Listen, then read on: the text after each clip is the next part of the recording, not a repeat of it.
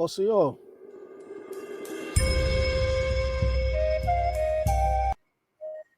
sorry about that. Oseo, Tikotai, Ayashti, Kanayagi, Aguto. Welcome to the Red Road East. I'm your host, Fierce Truth Seeker. I have to apologize for the last post of this video. I didn't realize that the audio was out for a good portion of that recording. Anyway, welcome to the Red Road East. I'm your host, Fierce Truth Seeker. Red Road East is an indigenous TV program dedicated to archiving and preserving the history, legacy, and culture of the original peoples of the Americas east of the Mississippi River and the Caribbean. I'm so upset that that video didn't come out and it's late in the night and I got to do this over again. Anyway, we're going to get right into it. Okay. And in honor of Native American Heritage Month, we're talking about the history of pumpkin and the American Indian. Okay. So here on the screen, we have an image of pumpkin, and the Wampanoag word is papukum. Okay. And we'll get right into it. So according to, and I hope my audio is good, and this is different, it's not a live, so I don't have anyone to let me know if the audio is on. I'm just hoping and keeping my fingers crossed that the audio is good. But anyway, let me see here. Let me make it a full screen layout so that y'all could see it a little clearer. Okay, so according to the Encyclopedia of American Indian Contributions to the World, pumpkins, circa 8,000 BC, Mesoamerican, North American cultures. Pumpkins are a variety of the Cucurbita pepo genus, commonly known as summer squash. Pumpkin plants produce fruits that are large, round, and orange, and their flesh is mild and sweet. American Indians in both Mesoamerica and North America independently domesticated pumpkins.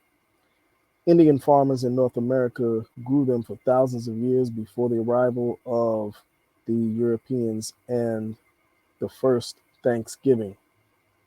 They roasted or boiled pumpkins and served them as vegetables. As they did with squash seeds, American Indians roasted and ate pumpkin seeds. These are called pepitas in Mesoamerica and South America today. English colonists quickly incorporated pumpkins into their diet. Historians believe it was probably a dish resembling pumpkin pudding rather than pumpkin pie that might have been served at the feast that was immortalized as the first Thanksgiving. Colonial women in North America made pumpkin pies in the years afterward. The dessert became such a standard part of the Thanksgiving menu that one Connecticut settlement is reported to have postponed their Thanksgiving feast because a shortage of molasses made it impossible to prepare the pies. Colonists also used pumpkins as the basis for beer when they found that the New England soil did not produce barley and hops in that amounts they required. According to the Smithsonian Magazine, how the formerly ubiquitous pumpkin became a Thanksgiving treat. For these colonists, the squashes provided an abundant source of nutrition, and they rarely distinguished one form of cucurbita pepo from another. Through the colonial era, they used the words interchangeable for pumpkin or squash, says Cindy Ott, the author of Pumpkin, The Curious History of an American Icon. As to whether the Pilgrims ate pumpkin at their iconic meal with Native Americans, Ott said there's no mention of it in the written records, but people probably ate it that day, the day before, and the day after. Before humans arrived in the Americas, wild forms of these squashes grew in natural abundance around floodplains and other disrupted habitats. With the help of enormous mammalian herbivores, creatures like giant ground sloth mastodons and Gomphotheres, elephant-like creatures, created the perfect environment for wild squashes. And when humans arrived and hunted the massive herbivores to extinction, many of the wild squashes and gourds went extinct as well.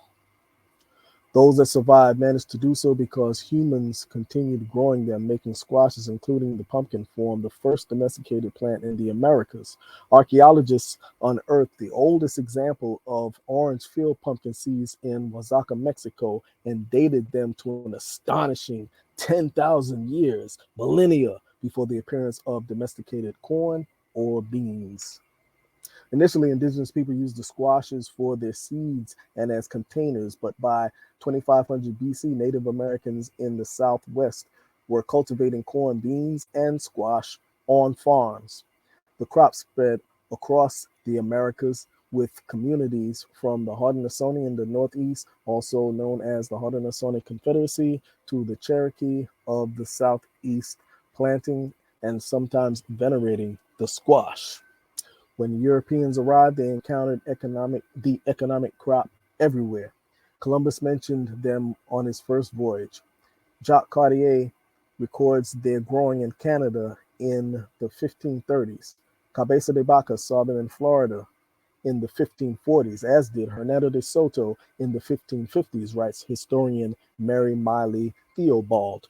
Native Americans cooked the squashes in all manner of ways, roasting them in the fire, cutting them into stews, pounding the dried dried flesh into a powder, or drying strips of it into something like vegetable jerky.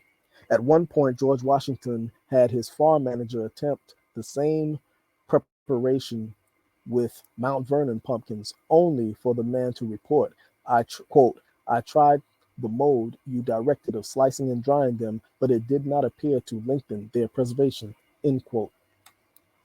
Francis Higginson, according to Francis Higginson, New England's Plantation, 1630. The country aboundeth naturally with store of good roots, of great variety, and good to eat. Here also store of pumpkins, cucumbers, and other things of that nature which I know not. According to Harman van den Bogart, in 1634, a Dutch surgeon and his compatriots were on the verge of starvation in upstate New York. The pumpkin brought by the natives there was what saved them. December 30th, a woman came to meet us, bringing us baked pumpkins to eat.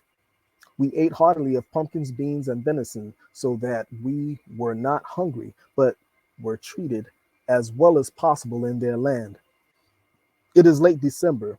You have been trudging through the wintry landscape for almost 3 weeks. You are cold, wet, tired, hungry, and approaching your destination, an Oneida village near the Turning Stone Casino, near where the Turning Stone Casino now stands, pardon me. You now wonder how you will be received as friend or foe. A figure appears at the crest of the next hill. As she approaches, you see that it is a woman bringing you baked pumpkins to eat. Later at the village, you feast on bear meat and salmon every day, the latter caught in the tributaries of the St. Lawrence River. They are so plentiful that the villagers may catch as many as 800 fish in one day.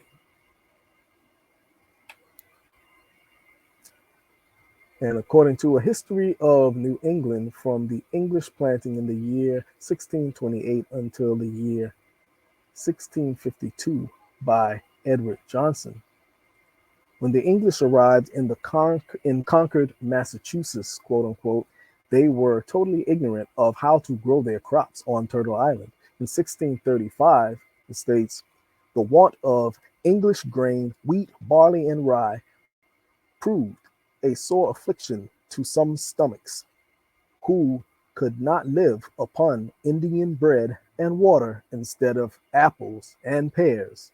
They had pumpkins and squashes of diverse kinds. Okay, and that is just a brief history of pumpkin in the Americas. Okay, in honor of Native American Heritage Month. Sorry, I say munch. Think about eating food. All this talk about food. Yeah. Anyway, yeah. So that was it. Just wanted to share that information. And for those who are generous enough to leave a donation, you can leave a donation at akiralove07 at gmail.com. That's for PayPal. And that's A as in apple, K as in kite, I as in igloo, R as in red, A as in apple, L as in Larry, O as in Oscar, V as in Victor, E as in Edward, 07 at gmail.com. And for Cash App, it's the $ capital K as in kite, L as in Larry, O as in Oscar, V as in Victor, E as in elephant, 83, the number 83. Okay? So, on that note, I'm going to sign out and say until the next time, Dodo Dog E.